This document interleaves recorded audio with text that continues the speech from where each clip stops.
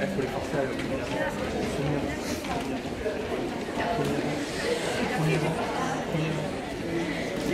ils sont...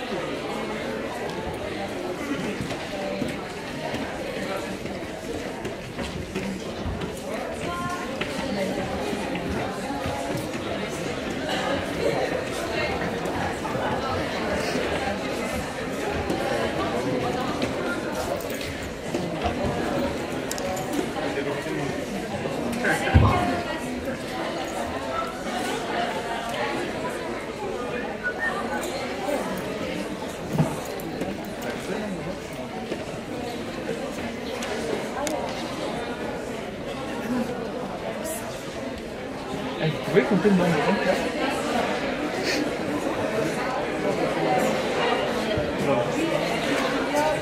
Fais gaffe, il y en a qui vont arriver. Ceux qui arrivent et elle, quand c'est quoi. Et vous me dites après.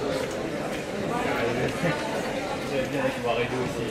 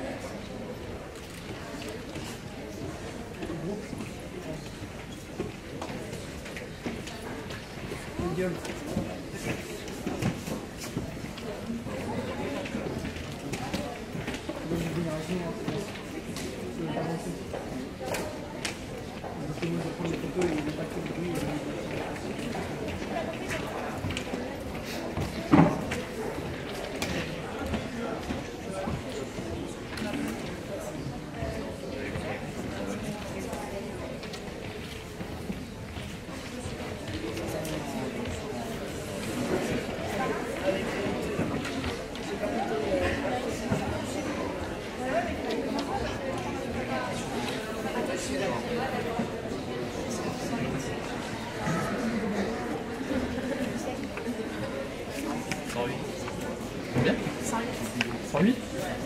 Ça fait 110. Merci.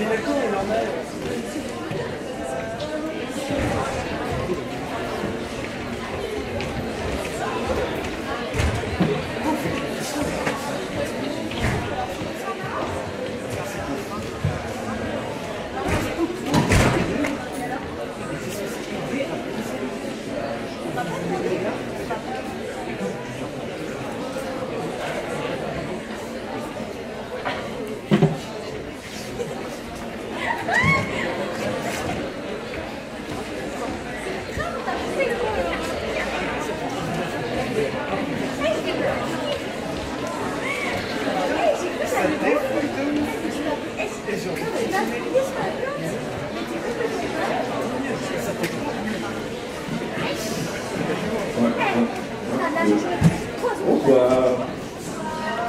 Je suis venu ce soir pour la deuxième représentation d'Electronic City.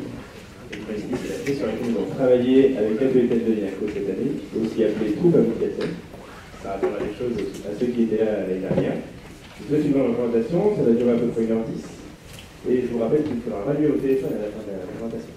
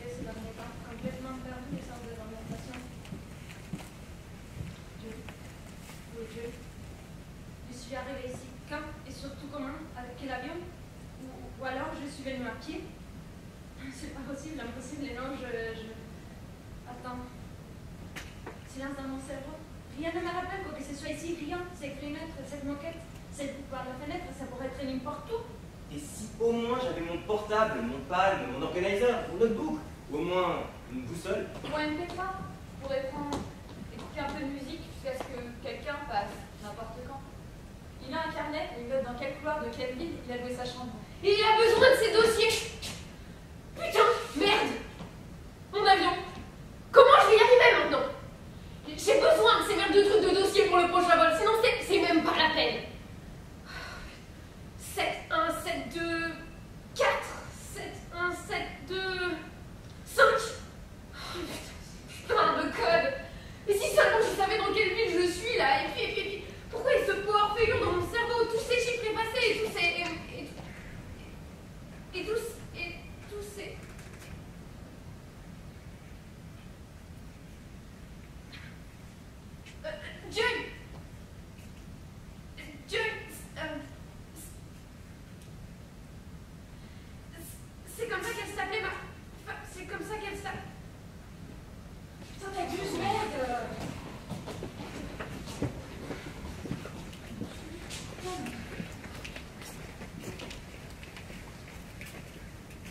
Horreur, stress, grande ville, banque, bourse.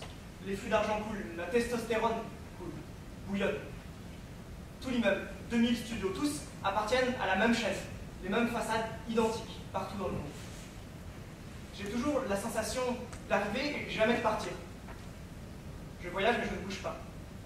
Mon cerveau ne cesse de me dire « Tu as déjà été ici », même quand je n'y ai jamais été. Mon cerveau reconnaît tout, même quand je sais « Non, c'est impossible que je connaisse cet endroit », mais les chambres ont toutes l'air identiques. Les chambres disent « Welcome home ». Et c'est aussi ce qui est inscrit sur le sympathique paillasson tressémant dans la porte d'entrée. Welcome home. Et c'est aussi le nom de cette entreprise qui construit ses studios partout dans le monde. Welcome home. Mais c'est pas chez moi ici, putain, j'habite ici, mais c'est pas chez moi. C'est où? Ça pourrait être où alors? On est dans quel genre d'histoire en fait? On a déjà décidé? Des managers sous psychotropes, quelque part à l'autre bout du monde, superposés dans des lits de gratte-ciel, des dortoirs, des hébergements à la demi-journée, où ils se posent, s'effondrent brièvement, avant de repartir quelques heures après pour fusionner, investir, spéculer. Et partout où ils arrivent, c'est identique. Et partout où ils arrivent, ils rencontrent les mêmes gens. Et partout où ils arrivent, ils s'informent de la cuisine à leur chambre d'hôtel. Puis partout où ils arrivent, ont absolument le même design, sont impossibles à distinguer. Pour que partout où ils arrivent, ils aient la sensation qu'ils n'ont pas bougé du tout. Pour que partout où ils arrivent, ils trouvent leur chez soi et que le soir, après le travail, ils rentrent toujours au même endroit. J'ai toujours la sensation d'être assis à un ordinateur portable sur les genoux, dans un hall, une salle d'attente, un business lounge. Et les gens autour de moi, je les connais tous très bien. Tout ça, c'est mes amis. Même si je les ai jamais vus de ma vie, même si j'ai jamais échangé un mot avec eux. Mais là, mon portable sonne. Et là, le portable de l'homme assis à côté de moi sonne. Et là, le portable de l'homme assis à côté de l'homme, assis à côté de moi sonne. Et on répond tous en même temps dans nos portables, qu'on arrive tout de suite, qu'on attend encore nos bagages, qu'on a exactement 4 minutes et demie de retard, parce que notre avion est arrivé avec exactement 4 minutes et demie de retard. Et que du coup, on aura 4 minutes et demie de retard à la réunion. Faire commencer la réunion 4 minutes plus tard, ce serait possible? Enfin, sorry, je veux dire, ce serait faisable? Pourriez-vous tous attendre 4 minutes et demie, ou faut-il que vous repartiez tous tout de suite pour le rendez-vous suivant? Allô, le réseau est à chier là, non? Ça capte pas, il y a quelqu'un? Fuck! Les business lounges des aéroports ne se distinguent plus les uns des autres. Et ils ont la sensation d'être assis dans de grandes salles d'attente ou de lecture où ils boivent un coup sympa avec leurs collègues après le travail et laissent la journée s'éteindre. Mais qu'attendons-nous en fait? Qu'attendons-nous en fait, putain? Le vol de correspondance. Un chiffre qu'on va nous donner? Quelqu'un qui va nous dire quoi vendre, acheter, tenir, liquider. Mon chargeur, faites merde, secours, mon chargeur. Parce que ces putains d'avions pour avoir l'air un peu plus vite, il faut bien que je continue et c'est que je dis ça. Pardon, je sais plus, j'ai un rapport. Mais s'il vous plaît, plus vite, c'est possible. Allô? S'il vous plaît? Plus vite, putain de merde, plus vite, sinon je vais encore tout rater un suite, je suis hors jeu. Mais hors de quel jeu? C'est juste ça la question en fait. Je vais pas répondre parce que ça va aller avec les soins des services. Sinon, je m'écrase, c'est de ces putains de mesures de sécurité, mais ça va rien non plus. Bientôt, c'est crack, on se crache, basta. Vous pouvez bien enfiler vos gilets de sauvetage ou votre secret dans cette forêt, mais moi, je les fais pas. Moi, non. Putain, plus vite! Connecter, rassembler, tenir. Main d'œuvre flexible, flexibiliser, remanager, restructurer, redimensionner, remesurer. Réassurer, réguler, réformer, reconfirmer. Downsizer, downloader. On-sizer, on-tasker. Downvisors. Up-by uppers. Very, very flexible. 7-14-25, 7-14-26, il n'arrive plus à se rappeler. Il n'arrive absolument plus à se rappeler, il ne sait même plus tous les endroits où il était dernièrement et ce qu'il y a là en fait. Comparer des chiffres, évaluer des fluctuations boursières en fonction de données qui... Oui, exactement. Et tout d'un coup, il se rend compte... Il faut que je trouve cette putain de chambre. J'ai besoin de ces données, ces dossiers, ces chiffres, sinon demain tout s'effondre. Et c'est ma faute. 7, 14, 27, 9, 7, 14, 27, 10, je ne sais plus. Blackout, point zéro et erreur de chargement. Mon cerveau a planté. Tout devient flou, tout a l'air identique. Au secours, mais putain, il y a quelqu'un. Gros plan, top tour dans tout l'immeuble. Aucune idée d'où, aucun sens de l'orientation, incapable de prendre une décision. Il titube, se fige, reste immobile, peut s'asseoir. Il n'y a pas de chaise, il veut surveiller le bloc. Mais il continue de glisser, la surface est instable. Tout à coup, l'ascenseur a disparu. Là, il n'en sortira plus. Coupez, faut qu'il y ait les bonnes dans la carte.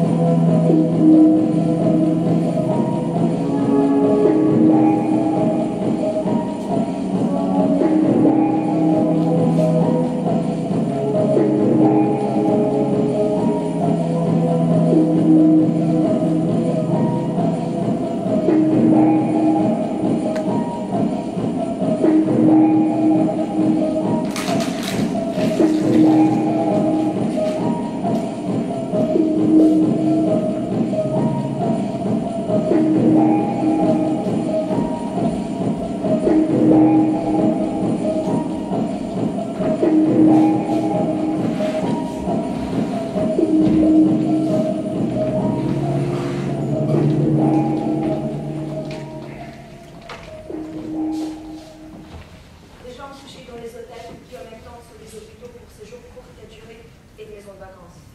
C'est un hôtel ici ou un hôpital pour séjours courte durée? C'est le couloir, un quartier de haute sécurité où est-ce que je suis aux soins intensifs? Est-ce que je suis en vacances ici? Et il y a une grande offre de loisirs ici, non? Et où est la salle de fitness en fait? Tom, traqué, transpirant, seul, mal aimé, sans sexe. Depuis des semaines, rien que le programme porno de la chaîne de l'hôtel. Et c'est partout pareil. Parfois, on se rend compte qu'on est en Australie parce qu'il y a tout d'un coup plus d'asiatiques au programme. On reconnaît Tokyo, scène hardcore, beaucoup de sodomie, d'accessoires, de lesbiennes en cuir. Et le Texas, c'est toujours un peu mou. Il faut apporter ses propres DVD et les mettre dans l'ordinateur, sinon on peut toujours oublier les quelques joies qu'offre encore ce genre de voyage d'affaires. Gémissement d'un porno. Une femme simule un orgasme de folie. Une femme dans une chambre vide. Tout est sombre. Lueur de bougie. Elle porte une jupe en cuir et un masque. Quelqu'un lui met un objet lourd dans le sexe. Lui renverse-la sur des bougies dessus.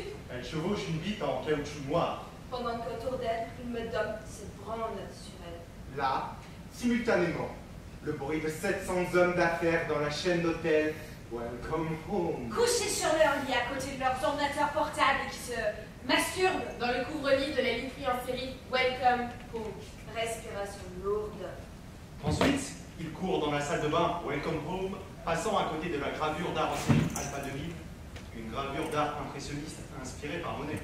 Et ils essuient leur sperme dans une sorte de sopalin Welcome Home avec l'inscription Welcome Home, clean, gives you a smile. 700 hommes d'affaires s'effondrent, épuisés sur leur lit. Respiration lourde. Puis, ils ouvrent leur boîte mail et continuent de travailler. Ne pas perdre de temps. Jouer un vite fait puis repartir. C'est un hôtel ici, ou un cinéma porno ou mon fitness club. Je me logue.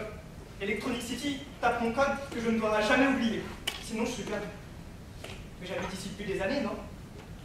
La nuit dernière, quelqu'un est évacué. 2 heures plus tard, quelqu'un d'autre a emménagé qui était exactement identique. Échangé, juste échangé. Personne ne s'en rend compte. Se reposer, s'effondrer. Avaler des médicaments, regarder la télé. Se détendre. Attendre. Attendre. Mais quoi? Quoi? Que ça continue le lendemain matin. Mais vers où? Vers où?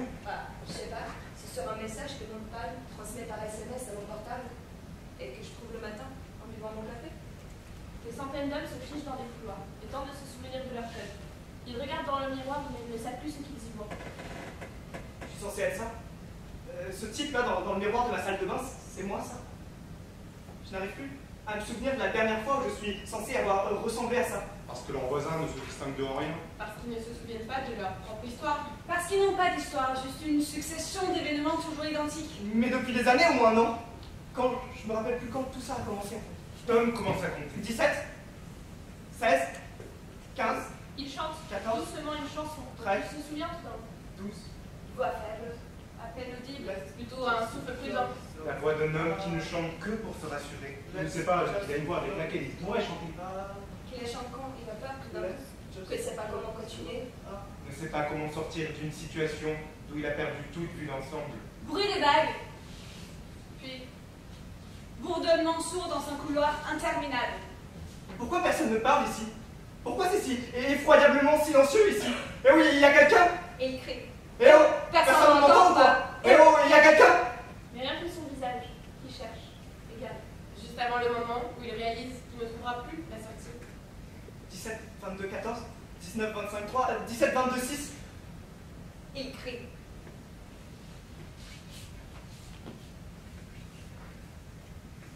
Intérieurement, en lui, quelque chose qui n'est pas lui. Vous n'oserez jamais mettre un son. Les gens le croiraient fou. Ou appellerait la police. Allez, Tom, crie. Non, non, je peux pas. Et c'est quand même. Non, s'il vous plaît, je peux pas, je peux pas. Il se reprend, reste calme. En lui, une voix qu'il ne connaît pas crie. Debout, à côté de l'ascenseur, égaré par la panique, il attend que quelqu'un passe par hasard. Son cerveau ne cesse de lister des codes, en vain. Il s'accroche à la porte extérieure de l'ascenseur, son cœur fonce. Calme. Calme. C'est le moment où l'hôtel devient clinique. Mais il n'a pas ses médicaments sur lui. Ce lagartif de merde, il est où? 122, 88, 12, ce lagartif de merde, il est où? Je suis où ici? Comment je ressors d'ici? Il fouille dans ses poches. Il trouve la photo d'une femme. Une femme, dans un centre commercial, dans un hall d'aéroport, mais et où ça pourrait être? Des points de repère. Des points de repère. Elle est debout à côté d'une caisse. Tokyo, New York. Londres, Berlin, Taipei, Melbourne, Madrid. Les produits des rayons de la Raya ne donnent aucune indication sur l'endroit où elle pourrait se trouver. Une femme. En quelque sorte, une femme très normale, moyenne. Cheveux noirs, visage moyen. Un peu traqué, un peu triste, un peu fatigué. Oui, un peu fatigué. Pas de signe particulier. Qui est cette femme? Où est cette femme? Il chante une chanson de Eurythmics, dont il se souvient tout d'un coup, tirée d'un film qu'il a vu avec elle, qui parle d'un couple d'amoureux. I want to walk in the open way. I want to talk like lovers do. Want to dive into your ocean. Is it raining with you?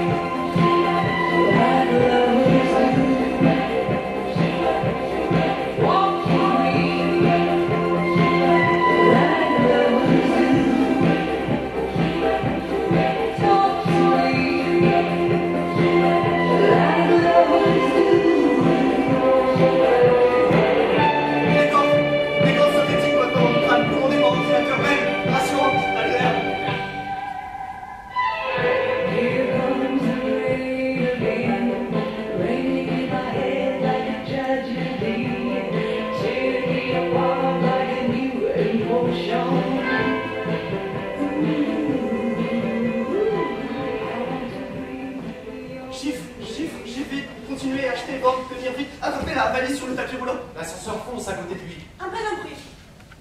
Rien.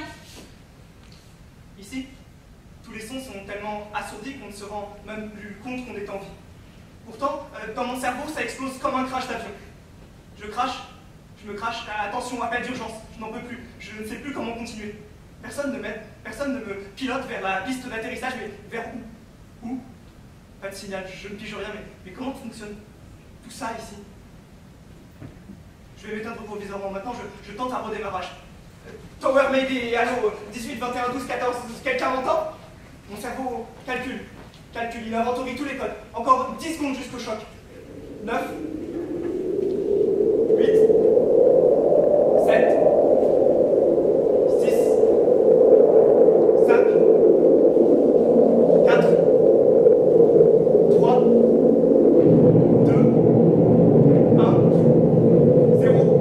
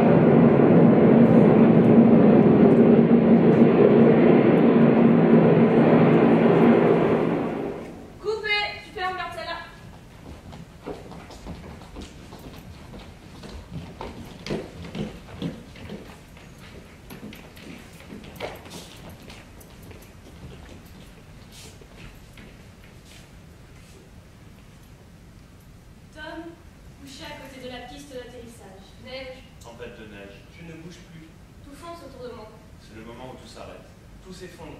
On est couché à côté de la piste d'atterrissage. Agréable silence.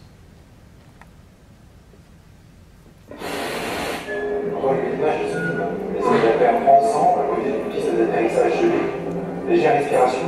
Un beau moment. Un très très beau moment. Oui, j'ai très longtemps travaillé dessus. Vous avez paralysé intégralement 2 aéroports pour ces prises de vue. Tous ces crashs, on ne peut pas les truquer. Il faut les faire en paille. C'était très cher, mais j'avais cette idée, il fallait que je la réalise. Les avions qui foncent dans cette tour, les soldats faire en sang sur un petit atterrissage, j'en rêvais très longtemps. Il fallait que ça devienne réalité. On est tous à terre. Personne ne bouge plus. Tous regardent les restes d'avions écrasés au sol. Et tous les tableaux indiquent cancel 12 hours delay.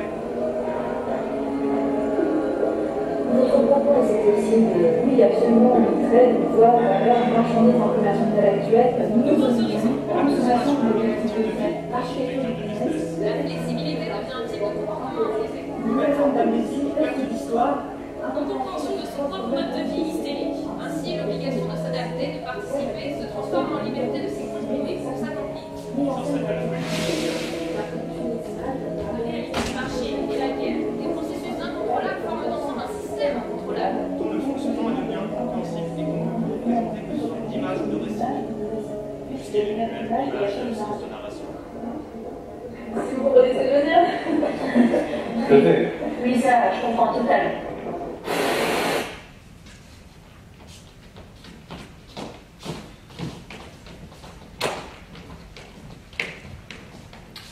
Changement de tableau, tout le monde.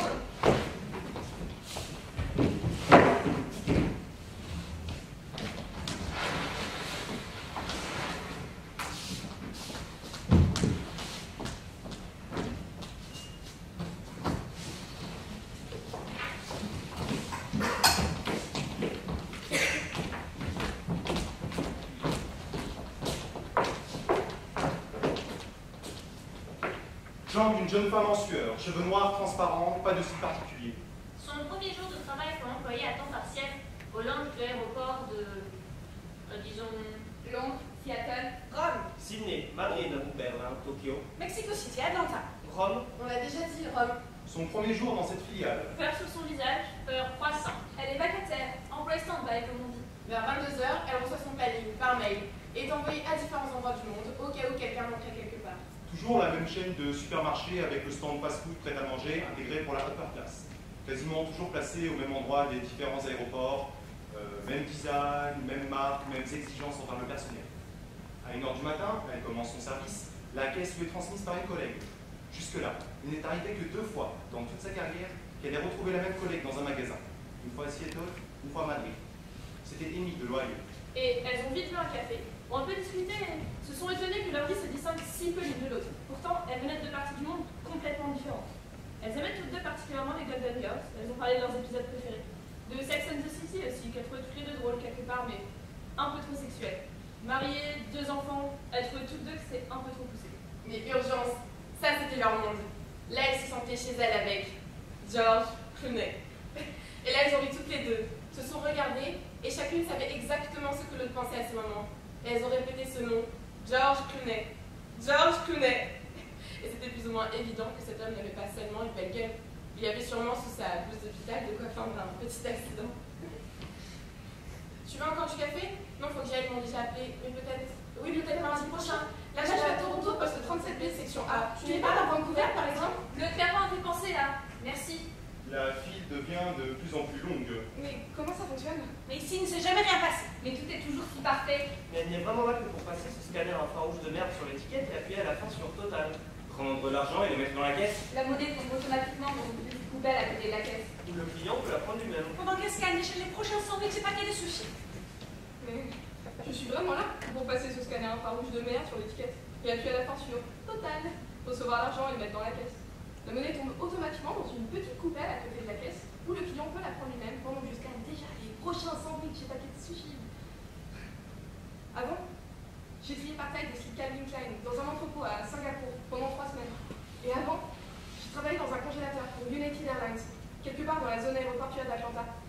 Ce congélateur était à peu près gros comme 3 terrains de foot. Ils m'ont mis stocké de la viande de bœuf dans des petits paquets à lui conditionnés pour les avions. Et quand une commande arrivait par mail, il fallait que je ne sais quel type du bureau à Manchester. Ça avait été plus ou moins transféré à Manchester. Guide par ordinateur ces sortes de chariots élévateurs à travers ce congélateur terrain de foot pour ramasser les portions demandées et les charger sur les avions. Et nous, enfin moi et 2 grosses mexicaines d'une 50aine d'années qui ont envoyé à Mexico tous les week-ends parce qu'elles n'avaient pas de permis de travail, On était là que pour aller dans le hall frigorifique quand, quelque part, à un endroit quelconque, un bras articulé se coinçait quand un paquet à lui tombait et se bloquait. C'était tout. Le reste du temps, on était assis dans la salle de pro, on fumait et on regardait l'urgence. Jusque-là, c'était mon job le plus agréable. Ok, merci Joy. Mais en fait, personne t'a demandé, je crois. S'il te plaît, faire juste la petite lumière rouge de ton moniteur, salut, merci. Bon, est-ce qu'on peut rembobiner le tout? On y retourne. Ok, tout le monde à son poste, attention, on y retourne. Son premier jour dans cette filiale. Peur sur son visage, peur croissant. Elle est vacataire, employée stand-by, comme on dit. La file devient de plus en plus longue. Mais comment ça fonctionne? Le scanner infrarouge bloque. Quelque chose ne fonctionne pas. Impossible de lire les codes barres. Pendant que la file devant la caisse s'allonge. S'allonge et s'allonge. 27 hommes d'affaires, des paquets de sushis à la main.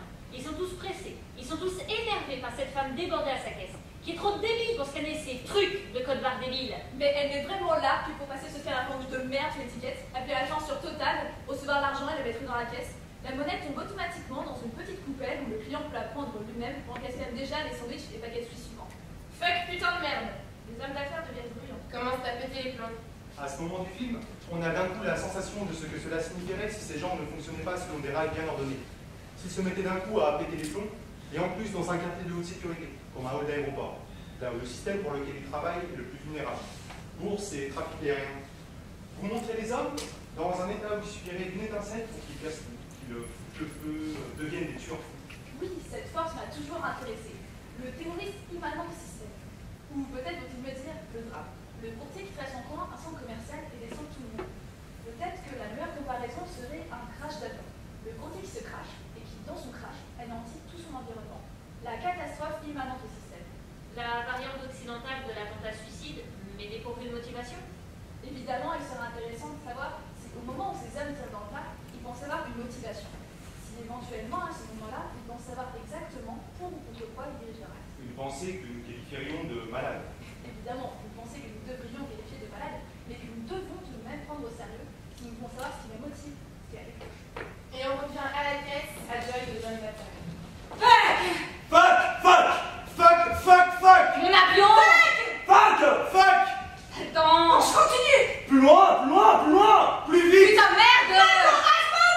Ce rat, si je continue, je n'y arrive plus, il faut que j'annule tout! Et fuck, mon portable ne fonctionne pas ici! Fuck! Fuck! Est-ce qu'éventuellement cette pétasse pourrait rapidement, Très rapidement, Éventuellement capter comment ce truc fonctionne. On y met toujours des imbéciles qui n'en ont pas la moindre idée, qui n'en ont rien à foutre parce qu'ils redémissionnent de toute façon 3 jours après, qui ne savent jamais comment quoi que ce soit fonctionne. fuck, faut que je continue! J'ai faim sur mon vol, ils ont supprimé mon système de repas. Maintenant il y a ces magasins prêts à manger partout, les employés sont trop cons pour se servir de ce scanner infrarouge de merde. Fuck! Fuck! Fuck! Fuck, fuck, fuck! Fuck! Fuck! Fuck! Fuck, fuck, fuck! Il faut pas entrer un code pour ensuite taper à la main 1258 3, 1258 4 ou 59 4. Comment c'était déjà? Passage en manuel? Elle compose le numéro d'urgence. 17 16 4 28 003. Une bande enregistrée quelque part à l'autre bout du monde. New York, probablement. Washington, Détroit ou Copenhague. Elle a entendu dire que pour raisons financières, le siège a été transféré de New York ou Atlanta à Copenhague ou Helsinki. Ouais, ou ailleurs, en tout cas dans le nord de l'Europe. Maintenant, il y a cette bande-là et personne ne décroche. Je dois parler quelle langue là? Finnois peut-être? Non. Elle attend le bip sonore, puis elle laisse un message.